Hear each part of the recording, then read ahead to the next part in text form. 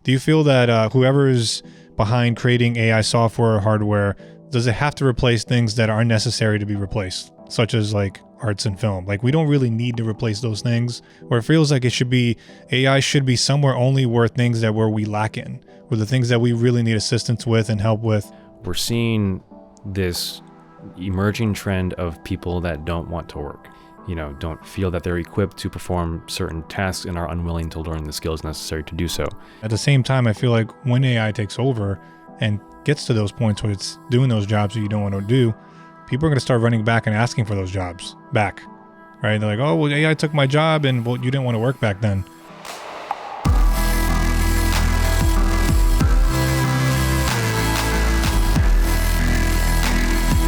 All right, welcome to Podcast and Crew. Today we're here with Matthew Manyak. Did I say that right? Yes, sir. All right. So he's going to give us some insight on, filmmaking, business, investing, possibly crypto. And, I did a short film with him a while ago, which was called Dojo. And we've won a lot of, film festivals and awards. And he designed a website. And I noticed that he did a lot of other things besides just website design. He did, business ventures as far as filmmaking and putting people under him. And I noticed, he's got a lot to say and bring to you guys. So I, brought him on the podcast so you guys can hear some tips from him. We got a lot of stuff we're going to cover today. We're going to cover stuff about AI as far as how it's going to affect filmmaking, entrepreneurship, business, just like some general things and things like that. So how you doing, man? Thanks for coming by. Doing good, man. Thanks so much for having me on today. I'm really excited to be here, and I think just like you said, we have a lot of really cool topics that we're going to be chatting about today. Tell the listeners kind of what you do. What do you, what are you an expert in? What is your, main thing that you work in and stuff like that, and what you aspire to be in the future. And where I think, because a lot of people today is, they focus on one thing and they get stuck in that and they get burnt out, right? So let's say you get someone that wants to be a filmmaker and then they choose a specific genre in there. But it seems like when I talk to you, you've encapsulated that genre and you've put people under you to where you kind of manage multiple aspects of the filmmaking business. So, kind of take it from here and let us know. Yeah, I mean, like as far as what I do, I run Double M Digital, which is a video production company up in Jacksonville. I'm also the co-founder of Noble Vision AI, which is an AI automation and marketing company, also based up in Jacksonville. I've got a few other entrepreneurial ventures out there, but those are kind of the two main ones right now. But I mean, as far as, where I am now and where I want to be, it kind of comes from where I wanted to be or where I thought I wanted to be.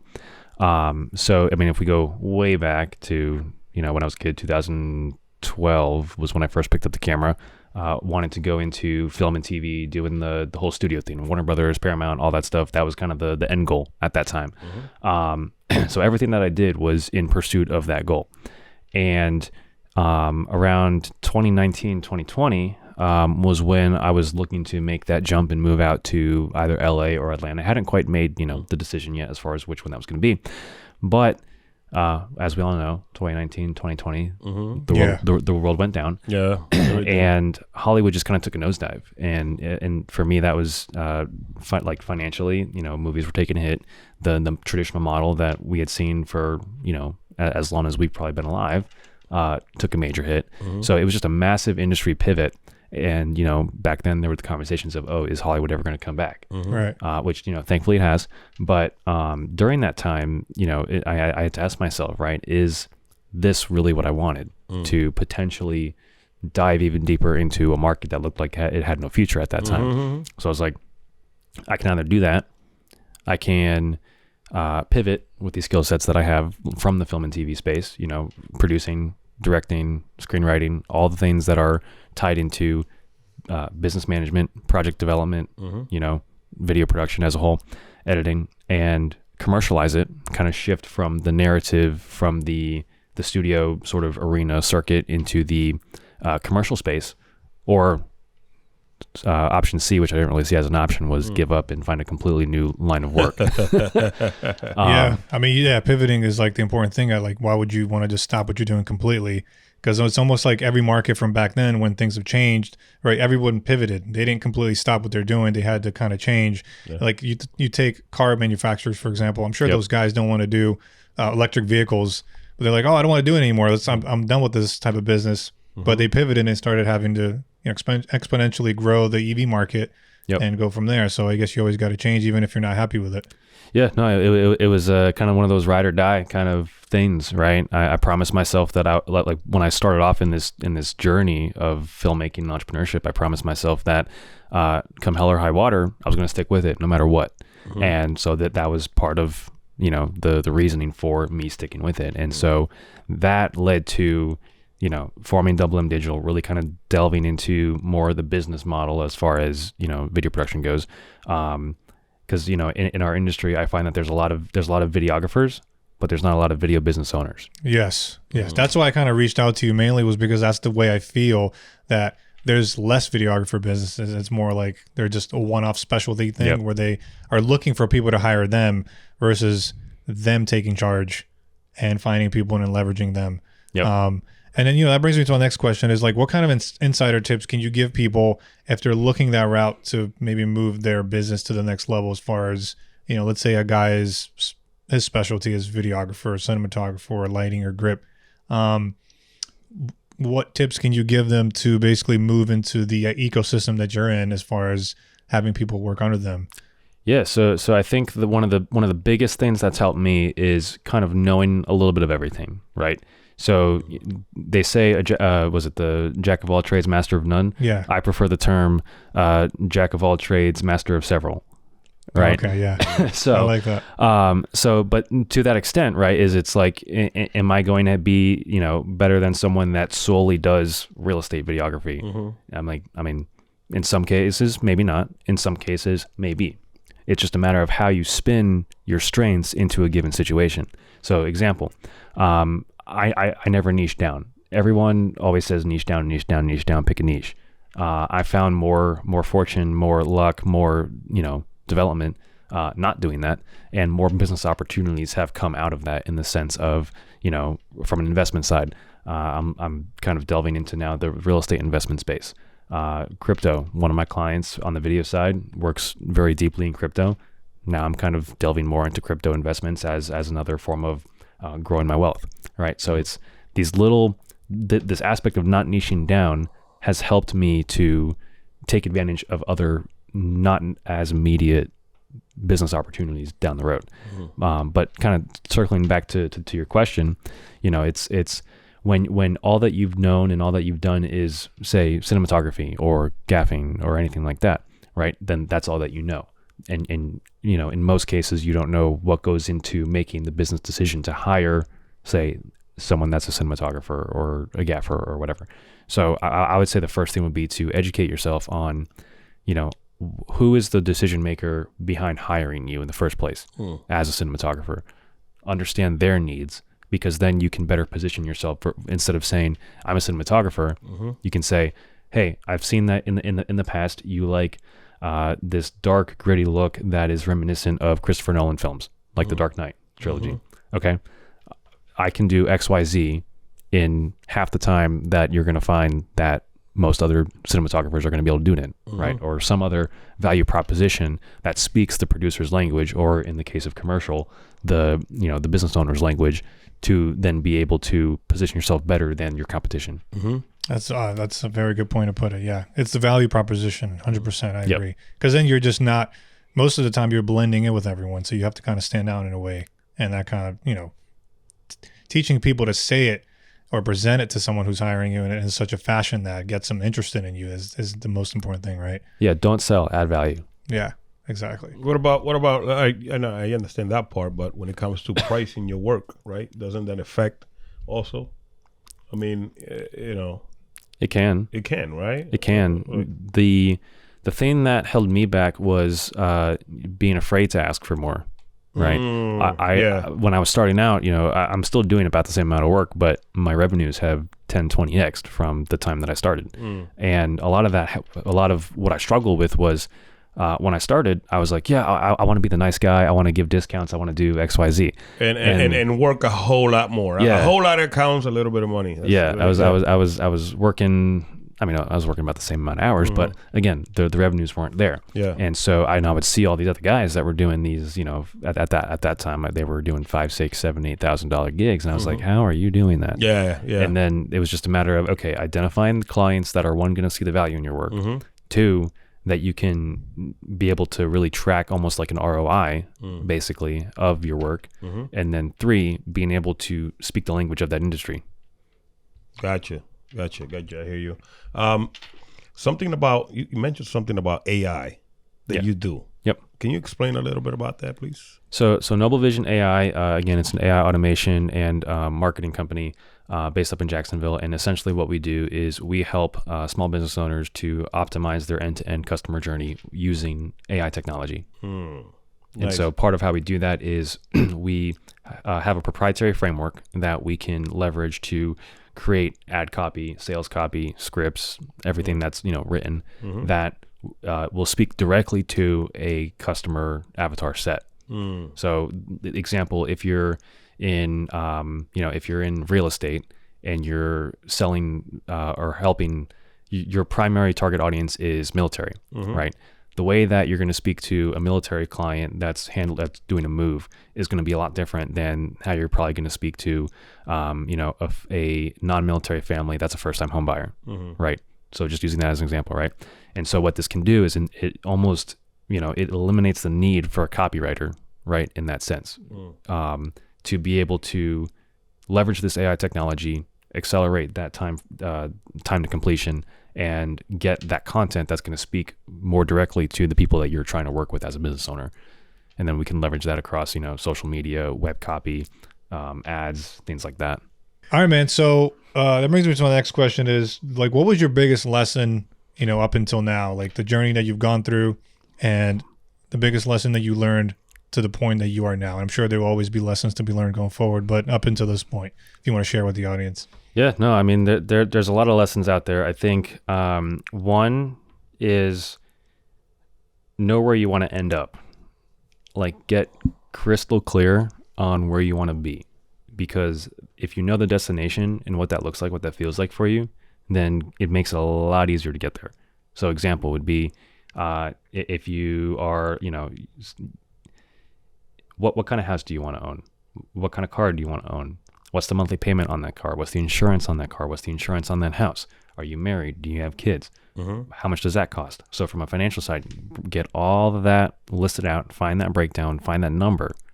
What is that number? And then work backwards from there. How much do you need to make per year to make that happen? Because, I had a student of mine at one point in time.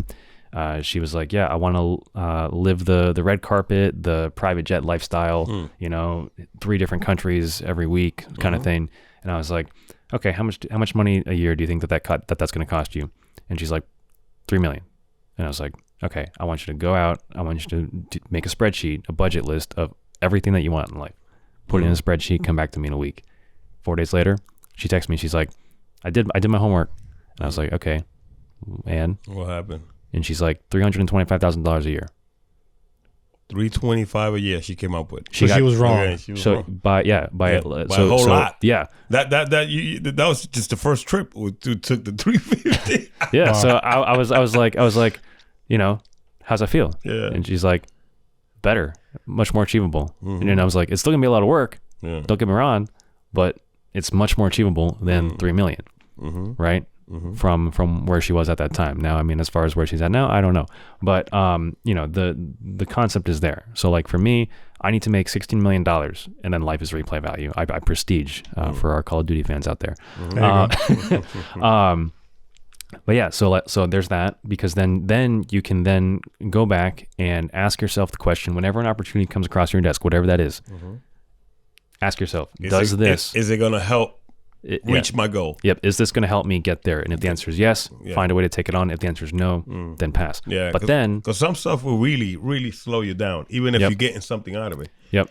Because then taking it a step further is, how much will this help me get there? And if it's going to really move the needle, then that has to be the priority. If it's not, then maybe it takes the back seat in comparison to everything else. I'm glad you said that, man. I'm gonna use that. Go for it. I'm gonna have to use and that. And I heard like also that. somewhere that I read that they say when you break it down into a day, like day by day, how much you have to make to reach that a year, then it becomes more achievable. Like somebody was like, all you have to do is make $300 a day, you know, or $200 a day. Yep. It almost seemed more achievable that way than saying you got to make 500,000 this year. You know, so you look at the whole number and it kind of scares you versus the number that's by day. Yeah. So Don't look up at the Everest at the peak. Just look at the next plateau. yeah, you'll get there eventually. You get there. Yeah, because that's the thing. You get scared of looking at the climb, right? Yep. I know when I wake up in the morning and I know I have a big shoot that day, right? And let's say I didn't get enough sleep. And I only got like 3 hours of sleep. So what my mind tends to do is when I wake up, I analyze and download the entire day as soon as I get up, and I get extremely tired and stressed out. Like I'm like, oh man, we got to do this, we got to do that. At 3 o'clock, we got to go here, then we got to move over here, and that literally drives me insane. But when I wake up and I try to do this also, did not even think, just literally go by the minute of what I'm doing. Get up now, go take a cold shower because I like cold showers. That wakes me up. Yep. Go from there, make breakfast. Don't even think about what's going to happen throughout that day. Makes it so much easier. Doesn't make me tired because in that essence, you're not looking at the peak of the mountain. You're just looking at your first step, you know, next step, and you're taking it little by little. Top Gun. And Don't think, just do. there you go. Talk to me, Goose. Talk to me. I love that movie, man. Yeah. So, okay, man. I think the next thing I want to get into is, well, Oli, do you have something that you want to? There's the question about the AI, man. That stuff is pretty scary to me. I mean, where do you see us in 10 years? So As far as editing, shooting, you have to shoot. You know, as far as editing, and Depends doing who's going to want something shot. yep.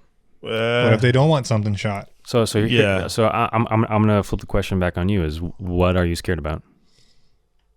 it's gonna actually take away a whole lot of work because it's now and a lot of people's you have Chat GPT and they doing all type of stuff through there. They don't need people to write stuff for them no more. They don't need this. They don't need they just doing their own stuff.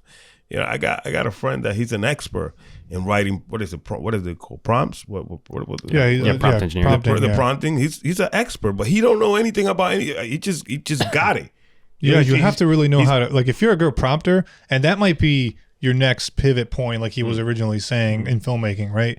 Like, let's say you got to write a script. You're a great script writer. So script writers, maybe their next step is to learn how to prompt well. And that might hurt them because now you're ditching the whole creative aspect of writing the script. Now you really are telling someone else to write the script. I mean, have you read some of the stuff that you asked this AI stuff to write and it writes for you? Have you tried that? Yeah, Huh? because I've trained. I've trained it to. Have you layered the stuff? Actually have it write something, edit, fix it. You get what I'm saying? Like layer the question and get it to exactly where you want it, and it gets it there. Yep. It's freaking crazy, bro. I'm telling you. It'll tell you, like, if you prompted exactly what to fix in the script, it will fix it for you. Yes. Yep. Yes. So, but to flip it back to your question though, the way that I look at it so there's a lot of different facets and a lot of different ways that I can answer this question because I'm pro AI in the sense of, you know, there's Spider-Man, right? With great power comes great responsibility. So while I am pro AI, the technology is not going to go away. It's a trend that is just now starting, and it's only going to continue to grow, right? Until, I mean, it can't be ignored. So we either have to learn to adapt to it, adapt with it, or those that don't are probably going to get left behind. You know, we saw it, you know, as you know, sad as it sounds, right? Or as bad as it sounds. But to the same token, I'll ask you this question. Do you have QuickBooks? No. Yeah, I have QuickBooks. QuickBooks? Yeah. And then do you still use a CPA? No. No? Why not? I mean, it just almost does a lot of stuff for you. Breaks it down. I mean, sure, it breaks it down, but does QuickBooks, like, do you as the business owner know how to take all the tax deductions that you possibly can?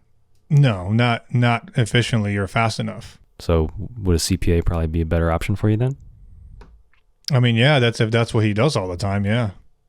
So Because I wouldn't have enough time to be able to do that. Exactly. You know? So my point here is there's a reason that CPAs are still in business, even though we have solutions like QuickBooks. Yeah. Because I use QuickBooks, but I also have a CPA. So QuickBooks helps me, keep things organized. It helps, exactly. optimize the day to day. Yeah, I'm not going to act like a CPA just because I have QuickBooks. Yeah, exactly. But that's what I'm getting at with this is, there's a reason that, CPAs still have a job with QuickBooks. Videographers and video production business owners are still going to have a business, I think, even with AI. It's just a matter of how do you use AI? And two, the bulk of people are either also scared of AI, which is rational, but also, AI is only as good as what you prompt it with. It's only as good as what you put in. So if you put, crap in there, it's going to give you crap right out. So if you know how to prompt, if you know how to process all that, that puts you a step above. So for people like us in the video production space, I think that we should probably look to lean into AI, not as not be scared of it, but to look at, okay, how can this optimize my processes? How can this accelerate my workflow? Because I've been able to do things with AI that have allowed me to take on more business than I would have pre-ChatGPT. Gotcha. Right? Yes. So I'm able to manage more accounts. I'm able to accelerate my brainstorming process. Even as a screenwriter, writer's block, you can prompt in ChatGPT to say, okay, I've got, here's the general log line, here's the plot, and then it's fill in the gaps. I've got point 1, 2, 3. I don't have 4 or 5, but I have 6, 7. What events could play in those gaps to get me here? And then it'll spit you out some ideas. I don't use AI to write my screenplays, but I do use AI to help me get through writer's block, so that way I can faster progress through my screenplays. Gotcha. Hey, Matthew. Hi. I'm not scared anymore. Thank you. Good. I was going to ask, what do you think? I know I'm pro AI as well. I'm not going to say I'm totally against it. There's a few things I am against it about it. We'll talk about that. But what do you personally, both you guys, what do you personally think that it cannot replace? And I don't want to talk generally because there's so many things we can say it can't replace. Let's just stay in the filmmaking ecosystem. Yep. What can it not replace in this genre? What is this something that we know that, and I'm not saying, I'm talking about entirely replace. Not in a way where you just said that, hey, you're going to still be a videographer, but it's going to be accomplice with you, right? I'm not talking about I'm talking about completely replace or even be an addition to or an enhancement. What is this something that AI just won't be able to sit there and work alongside human beings in the filmmaking genre? Do you know? So I know it's a loaded question, but. I mean, I while it's a loaded question, I think the answer is simple and, in 2 words, heart and context, right? Or subtext rather. So looking at something, Best Picture winner Oppenheimer, right? Okay. There's a certain level of subtlety that Nolan brings to that film that drives home the threat of nuclear annihilation, which, growing up, you see the same Cuban Missile Crisis, World War II stock footage that they show in the libraries and the classrooms and all that stuff. And at least for me, I'll speak from my own experience, but watching those growing up, there was always this level of detachment from it, right? It's like, oh, that's 1940s, which is less than 100 years ago. But even still, going to see Oppenheimer drove home the threat of nuclear annihilation that we face in this world now. And that is not something that I think AI could do for at least another century. Okay. So you're talking about the emotional tendencies that's going to drive it to teach us a lesson. Yes. Okay. To really make it connect. Okay. I agree with that. Yeah, I think, and of course we're always can be surprised because I've been surprised lately what's been coming out. And, and then that's going to be an ethical thing when I'm sure you play video games, but have you played Detroit Become Human? It's been a while, but yeah. Okay. So that gets an old game and I can't say how accurate that's going to be in the coming years, but it will be very accurate when AI starts walking the streets and starts demanding civil rights and act like they're simply a race and a minority. Like Blade Runner. Pretty much, yeah. And then we have to basically now hold back. And are you eventually going to lose AI as an assistant thing? And now you just have a whole nother species of humans, I would say, humans or whatever they are. And now we don't have AI to help us out to do anything that we've been having it work alongside with all the way. Which I think it's important to make the distinction in that scenario between AI and AGI. Yeah. Because what you're talking about there is AGI, artificial general intelligence. Androids. Yeah. Yeah. But because AI, all that it is algorithms. Yeah, pretty much. AGI is when it's starts to think for itself. Which we've seen some GPT models that have explored certain tendencies that are reminiscent of AGI. So I don't think that that's completely out of the question, but I think that a lot of it just has to do with educating the public, right? If at the start of this conversation, you were scared of AI. Mm-hmm. I'm not scared of AI.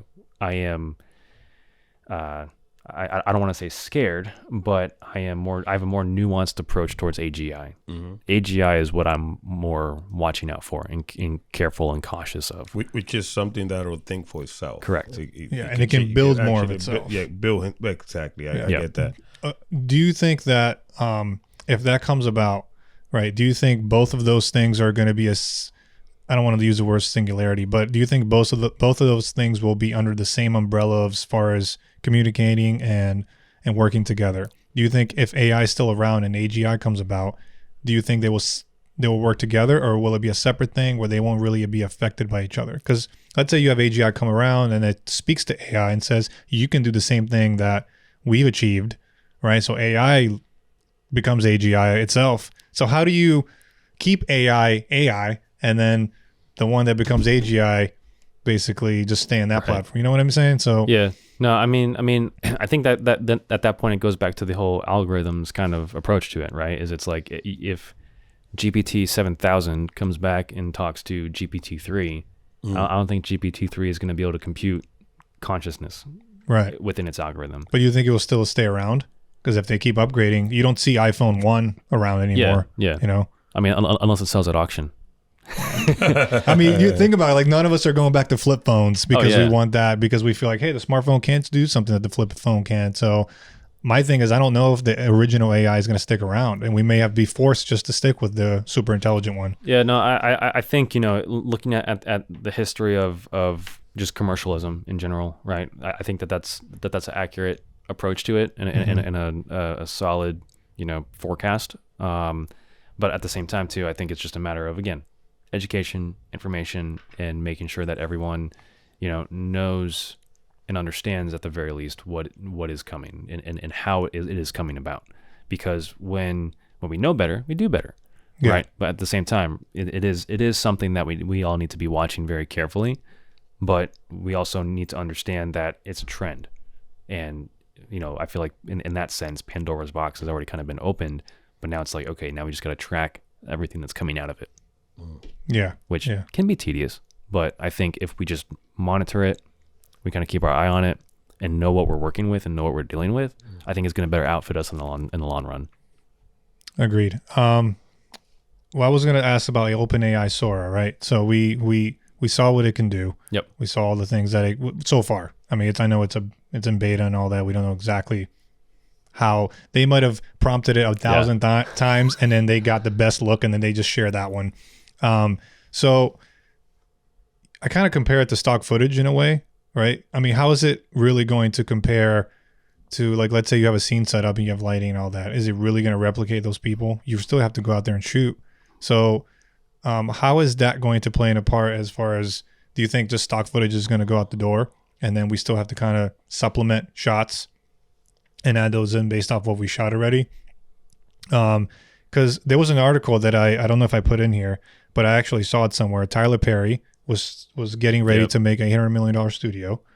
And he said that he was so threatened by OpenAI Sora that he basically halted the entire production, halted the entire studio to be made. I'm just talking $800 million.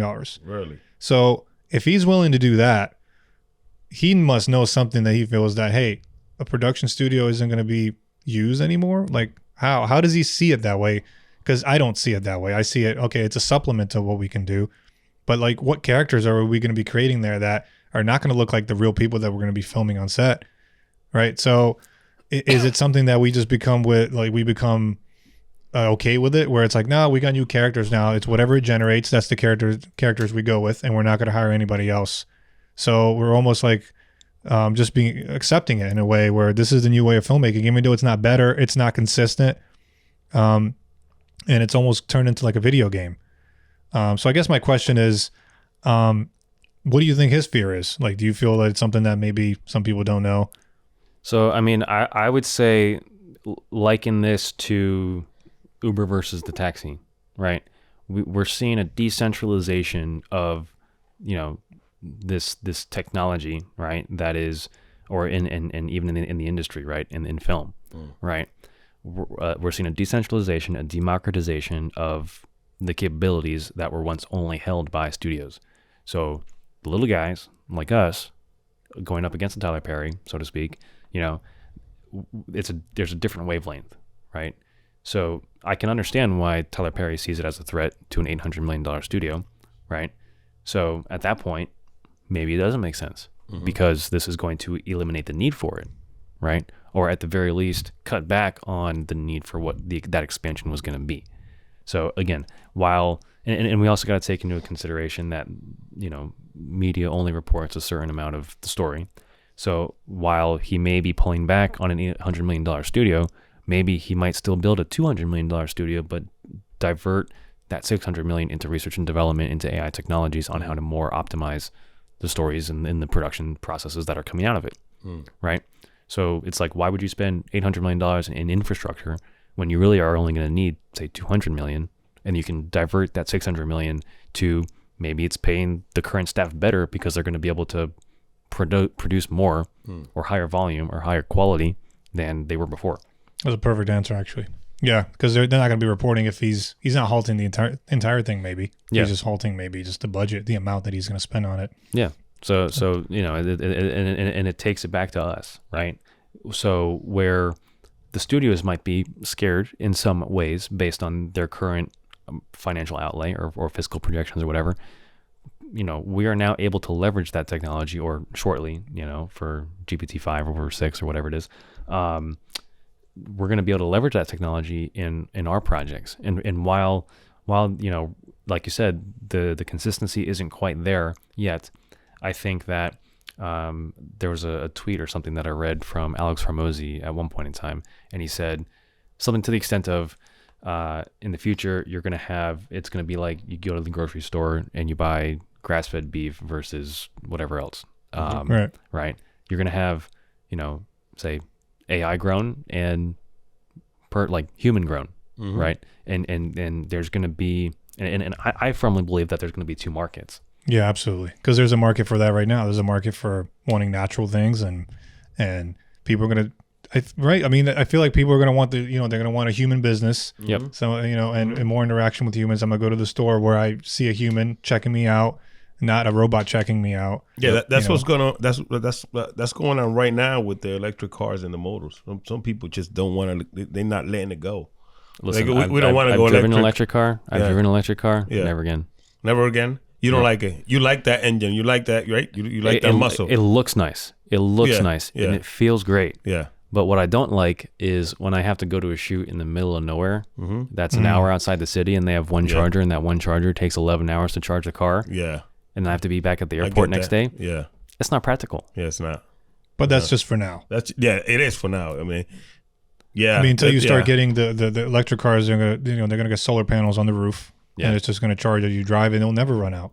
That's debatable. That's debatable. You never know. I mean, you never know. All the technology that comes out today is what the government's been working on for 50 years. I tell you, one other thing you said about the solar panels on top. I mean, we had generators for years. How come we don't have generators in the back wheels charging the batteries? I mean, it will never end that way. You get what I'm saying? Well, no, because you got to fill up the fuel. You got to fill up the generator. No. I'm talking about a generator. It's you spin it and it creates power.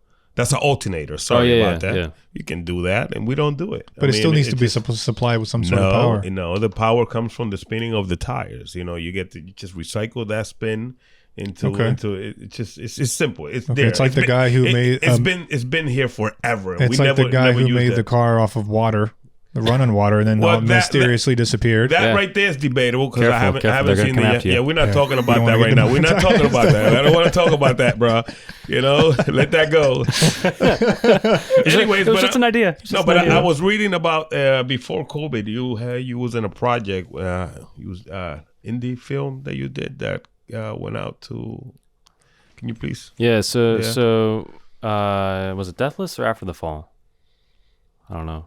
I think you. So I did an Amazon series. Yeah, that's the one that I'm talking about. Okay. I'm talking about the Yeah. So that was my college days. Gotcha. So I went to Tallahassee for school, and tried to get into. What school you went to? What school? Well, for a few semesters, I went to Florida State, and then determined that it wasn't for me. I went through the process. Only I found out that it wasn't what I thought it was, but it also wasn't the best fit for me at that time in my life. Gotcha. So I mean, I know a lot of people that went through the program. I think it's a great program, but again, for me, it wasn't the best fit. But it was interesting because I left the interview for film school, went back to my dorm feeling like, again, it wasn't the fit, but at that point I was kind of like lost in a sense. Cause at that point I was like, that was still when at the point in my life where I wanted to end up in the studio circuit. And so I go back to my dorm and I pull up Facebook and just start scrolling. And then one of the first things that pops up is Spike Lee's masterclass ad, and he says first thing, something along the lines of, in no circumstance do I think that you have to go to film school to be a filmmaker. And I was like, that was by Spike Lee, right? That was a few years back. I think I saw something like that. Yeah. So I was like, okay, universe, I hear you. Okay. And what you do then? And so I was just like, you know what? I'm just gonna keep doing me, and the answers will show themselves to me. And around that time, I was producing an independent series that we ended up getting distribution on Amazon Prime for in U.S., U.K., Germany, and Japan. Nice. And then now, actually, then a couple of years later, the other producer texts me out of the blue. He's like, "Hey, did you get it on Apple TV Plus?" I was like, "No." He's like, it's on Apple TV now. Oh, it is? Yeah, I think it was like one of like the sub channels or something that was through something or other that it got on there. But he sends me a screenshot, and sure enough, there it is on Apple Plus or Apple TV. And I was like, all right, there we go. Right. So what happened to that project? I mean, so COVID came around and so I mean during, so we finished it pre-COVID. And I was in production of After the Fall, which was my feature film debut, pre-COVID. And then COVID hit midway through production, and I was basically 95% self-financing the film. And at the time, I was working a warehouse job at Amazon. And again, COVID hits. I'm like 10, 15K deep in this thing already. Like literally halfway through production, we got half of our shoot days done. And then this hits, and then now it's like, okay, how do we restart production safely, and when? And then they keep moving the lockdown lift date. So I'm like, okay, so that just kind of put me for a spin. Picked up some not so great habits during that time, but I learned a lot about myself doing that project, and I learned a lot about just project management, business development during that. The need to pivot, the need to adapt was all very important during that time. But one of the big things, after COVID lifted and the lockdowns lifted, and we were able to safely resume production, we got it done because it got to the point where I was fighting with my DP almost daily. Like he wasn't showing up, and it was bad. And it just got to the point where I was like, I'm leaving the film world. I'm leaving filmmaking after this is done. Come to find out, you can take the boy out of film, but you can't take the film out of the boy. So essentially, I stepped away. That was kind of when I started making that commercial shift a little bit, just because the local film scene where I lived just was not very conducive to the culture that I wanted to propagate in being involved in film. So I was like, all right, I'm going to step back. I'm going to just focus on myself, focus on commercials. This is in California? This is Florida. Florida, okay. So at this point, you were already in Florida? Yeah, at this this entire time, from college up until now, has all been Florida. So I live up in the Jacksonville area. Okay. So there was a lot of just not so great stuff going on at the time in that local film community that just kind of rubbed me the wrong way as far as the film in Florida. And so I knew that I now know that that's not the case, because there's a lot of great people doing some great things, just not necessarily close to where I live. Yes, and honestly, that was like that for 10 years ago when I started. It was nowhere. It wasn't good anywhere. Yeah, maybe except for Miami, but Even in then, Central Florida. it's dog eat dog down Yeah, there. it's like when me and him started in Central Florida back in 2012, 2011. Yeah. In Central Florida, nobody really was making films, and the people that were, they were using camcorders. Yep. So I think we shared it on the podcast before that we started buying DSLRs and started shooting with DSLRs, and we started uploading content to YouTube, and people were blown away. Like, where's this production company making all these films in Central Florida? And we had this small little DSLR, and everybody that would come on set, they said, we thought you would bring this huge, massive camera on set. Actually, we sometimes when we'll shoot in some places, we'll rig it up with all the Oh yeah. Yeah, put all those little Put extra all the little extra map bells and boxes. whistles. make the camera this big. But sometimes, the shoot was so, required something to be done quick. So I just Yeah. pulled out the camera. It looked like I was taking Yeah. photos, and Yeah. people were just saying, I did not expect this to That's film to look like this. You guys shoot with that? It's like, yeah, that's, Yeah, that's and then it. DSLR, of course, has become mainstream now, Yep. and it's turned to mirrorless cameras. But yeah, when we started, it was really people were just you heard about it in schools, you heard about it in colleges, and like I said, maybe Miami or I don't know how Tampa was, but Miami was probably the only place that was doing something big. Yep. And like you said, it's not, it hasn't been democratized yet, because to make something as good as what the DSLR is putting out, I think that was by accident, because Yeah. they were photography cameras. Yep. And when you Yeah. switch over to video, getting that depth of field and that beautiful image, it's almost like it was pictures, but in video format. Yep.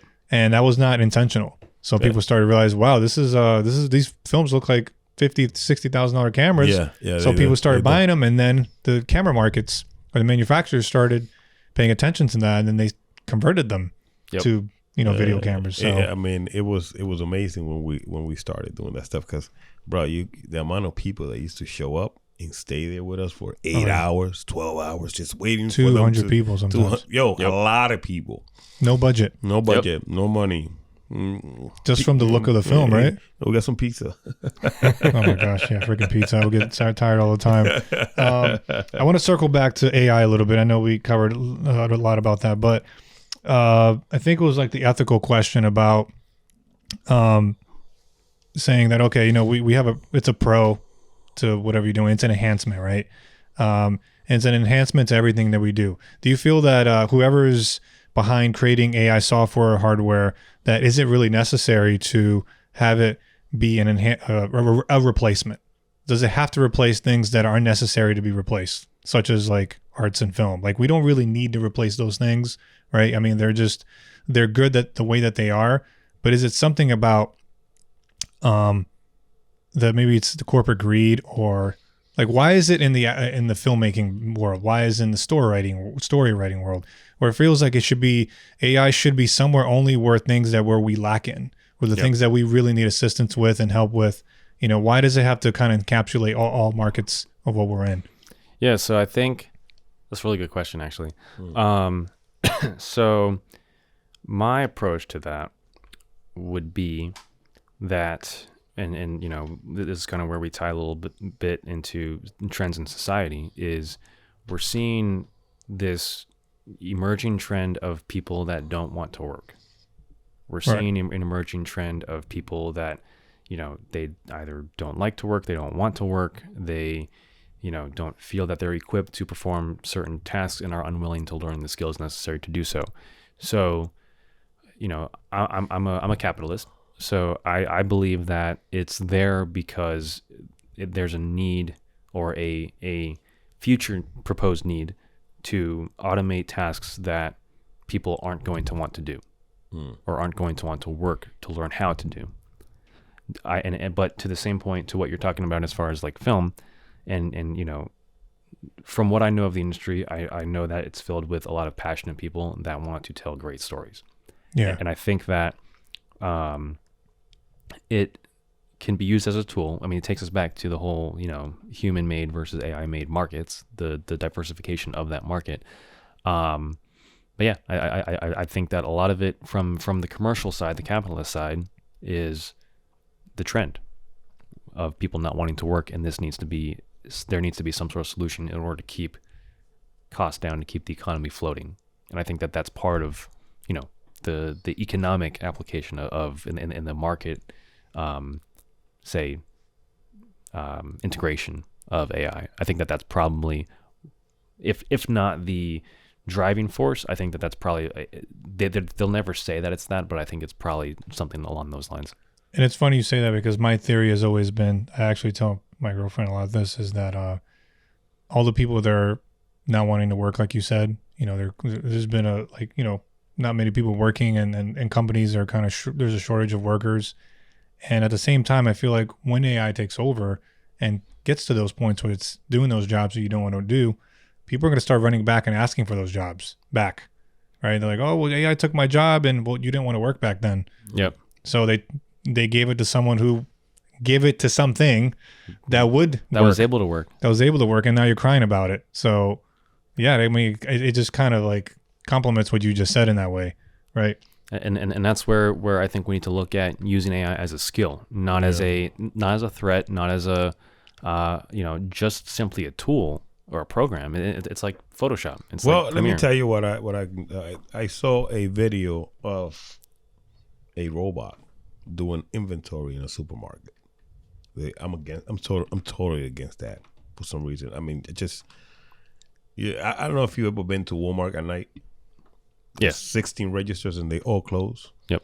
The only ones that are open, the ones that you check out yourself. So what's going to happen to, the old regular, cash register woman, or, what's going to happen to, that's what when I said I was afraid, I not for myself, because, but, there's going to be a lot of people without jobs, right? A whole lot of it. Well, it's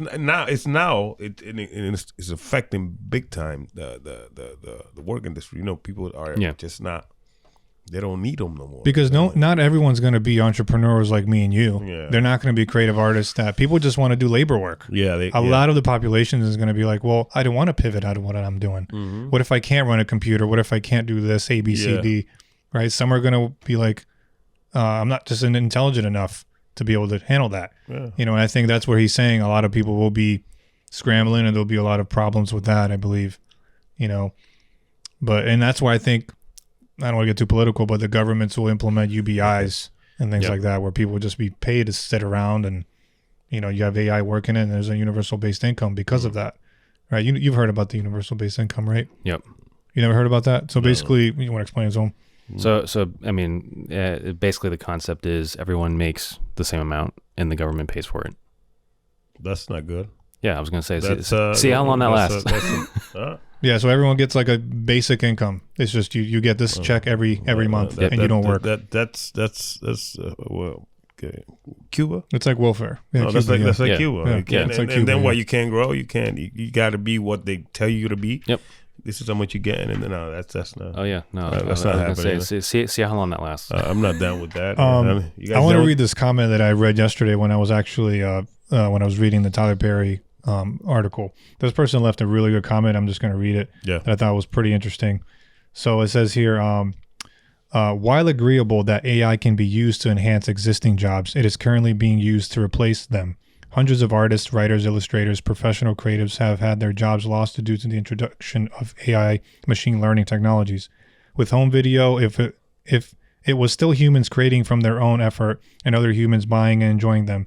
With piracy, humans were still creating and humans were still learning.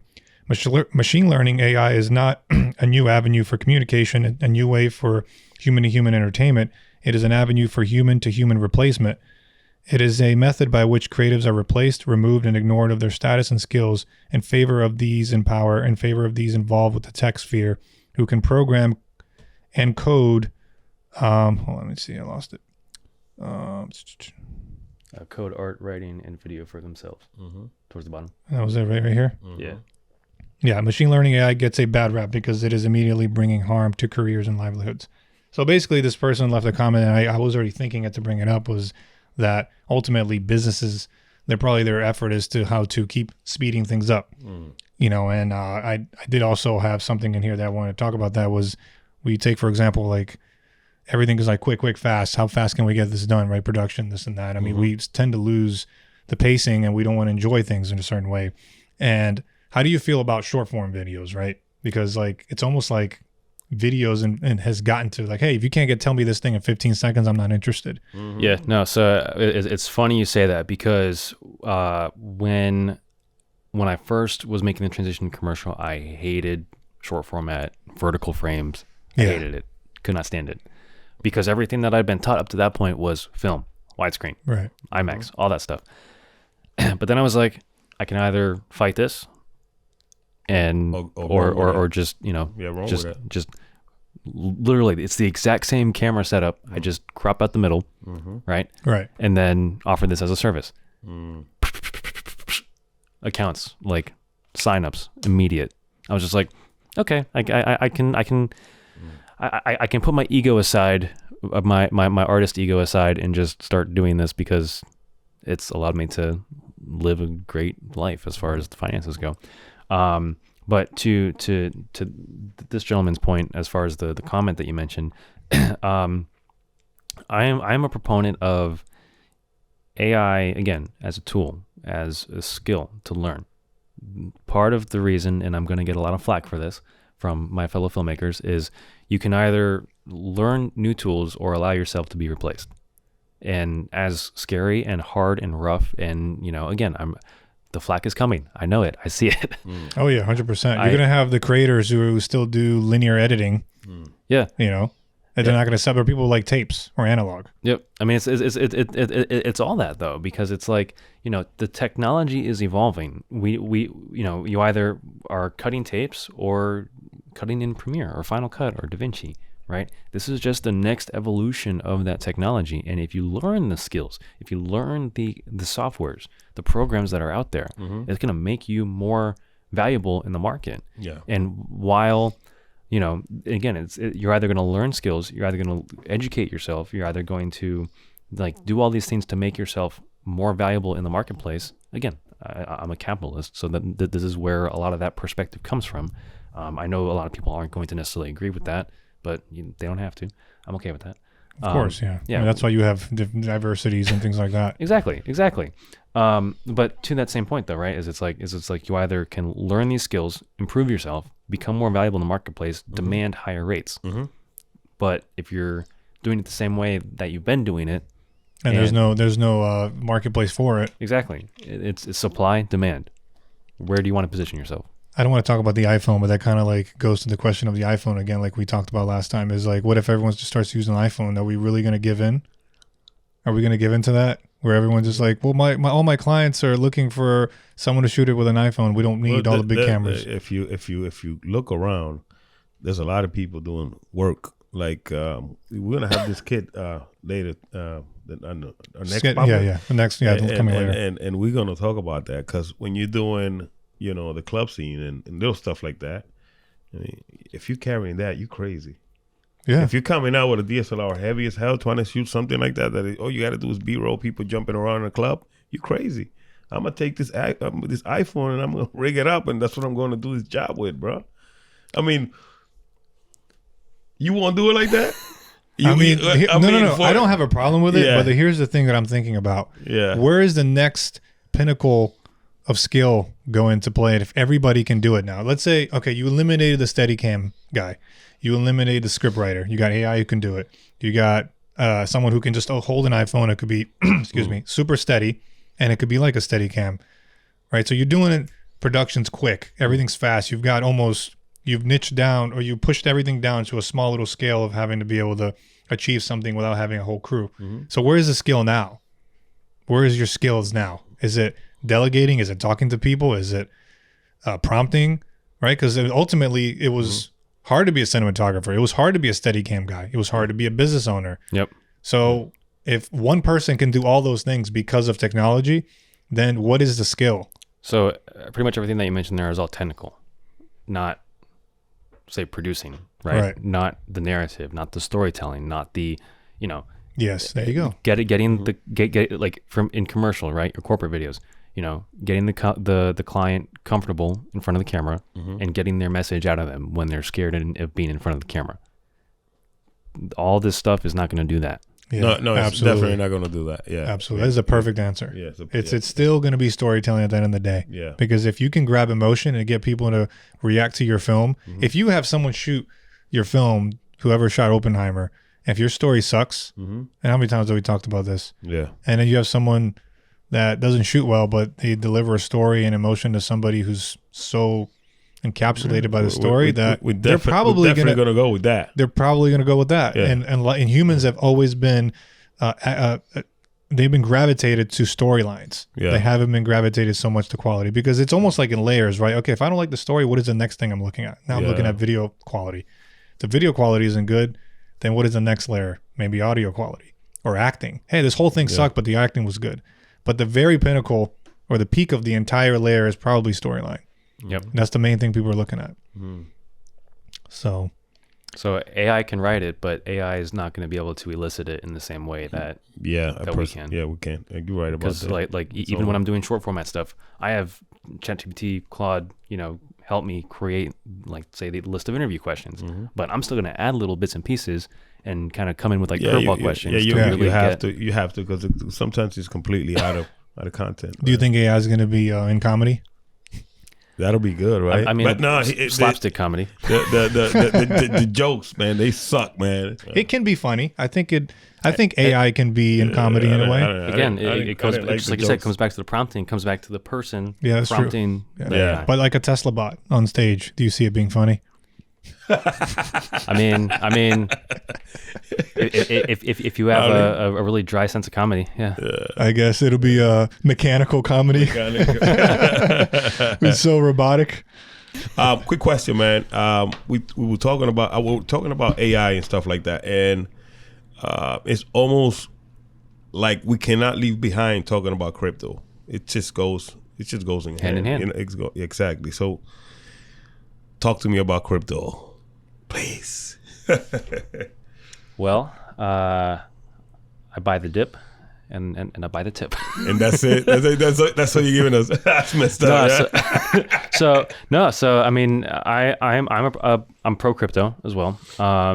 I lost money in the previous bull market because I was uneducated and I didn't follow a trading plan. Now I do. And now I'm making money. I've made back my losses and then a good chunk more. Nice. So I mean, the crypto market's been good to me. And I mean, just fundamentally looking at Bitcoin as a deflationary currency, I think that I think it's the future. It's just a matter of what the adoption looks like, and we're seeing a trend towards it. Which again, we look at the trend of AI, leaning into the trend. That's what I'm doing. I see a trend with Bitcoin. I'm leaning into the trend, and I'm leaning out of the trend of the U.S. dollar as the world reserve currency, which is frightening to think about. But also, it's aren't the other countries kind of like shifting away from the U.S. dollar as well? Like, what is it? BRICS? BRICS, yeah. Yeah, okay. BRICS is a problem. They should never let that happen. By the way, we're not going to talk about BRICS. Okay, sorry. Sorry, no BRICS. No, none of that. So, damn, just lost what I was going to ask you. I'm sorry. It's okay. Listen, I was talking to somebody at the barbershop. And they didn't know anything about crypto, right? So we were talking about Bitcoin 70, what was it, 70 grand, right? Right? I think it hit 76 or 74 or something like that. My man said, how can something that doesn't exist be worth so much money? You can't touch it. It doesn't exist. That's what he said. He's old school. Wow. It's just a number. It's like the NFT stuff. What make it? Why is it worth so much when you can't even touch the freaking But you thing? can use it now as a currency, right? I don't know anything about crypto, by the way. I'm just, so if you guys hear me saying something ignorant, I'm just, No, so certain places are accepting it. I think I read like Ferrari is accepting Bitcoin for transactions. I think you can use Bitcoin or and stuff like that, or Ethereum at like Chipotle now, like select locations, because the rollout is still occurring, but we are seeing a much wider adoption. I mean, we look at countries like El Salvador, where it's become legal tender, Argentina with what Milei is doing over there. Yeah. As far as Bitcoin and crypto, I think they're so ahead of. But does your friend not realize that you can use it as a currency? He's not my friend. He doesn't know anything about the crypto, right? So he was talking about, because it's been booming the past 2 weeks, and that's the way he sees it. Okay. He says that it doesn't exist. That how can he? Why is it worth so much? And it's like, when was the last time that you used cash? Yeah, exactly. Yeah. Are you gonna pay me cash? I said, because if you think about it, I don't know if a lot of people know, but the cash itself is non-existent. Yeah, Yeah, well, it's just paper. It Yeah, doesn't the- exist. It holds no value. No value whatsoever. Neither does the Bitcoin that the way he's thinking about it. The way he's thinking about it, he's so wrong. He's just gonna stay behind. He's gonna be in trouble. Yeah, well, I don't want to be in trouble. That's why I'm trying to learn about it as well. Well, you need to. Yeah, let's get you up on. We gotta get him. bro. I got you. We gotta get All him right, in. sounds good. Gotta get you in, bro. You're in good hands. You're in good There hands. you go. My portfolio is up 50% because I'm diversified. Ooh, Okay, man, I gotta talk to you, man. Please call me. I mean, I had some of my coins run 350%. Really? By the way, guys, this guy that's charges what's up. $10,000 an hour, so Yeah. make sure Yeah, you. Make sure you invite me to the Discord, man. friends and Forget family that. discount. Friends and family discount. All right. So, as far as crypto goes, right? Can't tell people what you're holding or anything like that. Of course. Well, I can say what I hold. I A just little can't. I just can say that I'm not a financial advisor, and this is not financial advice. Right, That's the disclaimer. Yeah. There you go. I can't tell you what to do. I can only tell you what I do. Yes. So I hold Bitcoin. I hold Solana and other Solana blockchain crypto projects. I think that in this next wave of the bull market, we're probably going to see a lot of Web3 AI projects rising in value. So I'm focusing my attention in that niche within the crypto space. I do hold a lot of Bitcoin. I hold a lot of Sol, XRP. Good one. Real good one. That I've got, or that I think is a good one. Checking that.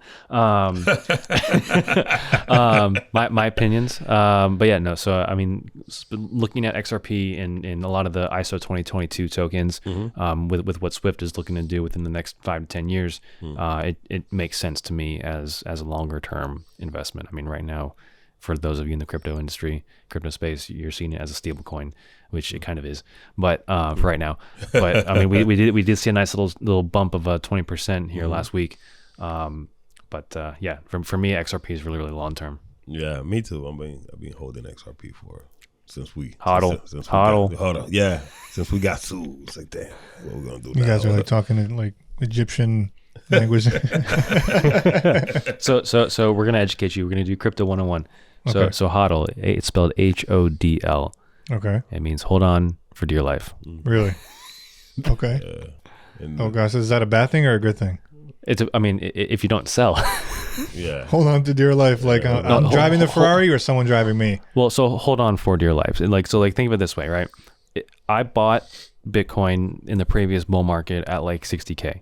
Okay. I sold when it was at like 30K. So I lost 50%. Had I held long enough, had I held on for dear life, I would be in the green right now. Yeah. Because it's now, I mean, I think prior to us starting this conversation, it was at 67,000. 67 or something like that. It sounded like that. Yeah. It's crazy. So had I held longer, I was uneducated and I didn't have a trading plan. But then I started working with some guys that really kind of helped educate me on crypto, on how it works. And I feel much better equipped to succeed in the market now that I know a little bit more about what I'm doing with that money. We're gonna get you Okay. a Coinbase account today, Okay. and we're gonna get you on board today. To start. Today. To start. Yeah, that guys, I'm starting today. When you starting? I'll put your link in for your Discord. And also whatever you want to add, get people to join your. Yeah, so I guess we'll put a link to the crypto Discord that I'm a part of. Then I guess my website is just MatthewManyak.com. You can find me online, Facebook, Instagram at Director M because no one remembers my last name, so I had to There come you up with go. something catchy. That works. Director M. I like that double M. People used to tell me to do double A. Double M. But that's what's up, man. I think that's all for tonight, man. Thank you for coming out, man. Yeah, thanks so coming much out, for man. having me Definitely on. gonna have you, a couple more times and stuff like that, and I'm sure we'll be talking a lot more things that are up on the rise and trending. So yeah, thanks a lot for coming by, man. You came from Tampa, so Absolutely, guys. I really appreciate it. Thanks so much for having me on, and I look forward to helping out everybody. All right, everybody. So if you like this episode, hit that like button, smash that subscribe button, hit the bell icon because it's going to help us out so that we can keep bringing you more incredible content day in and day out. So be on the lookout for the next episode, and we'll see you guys in the next one.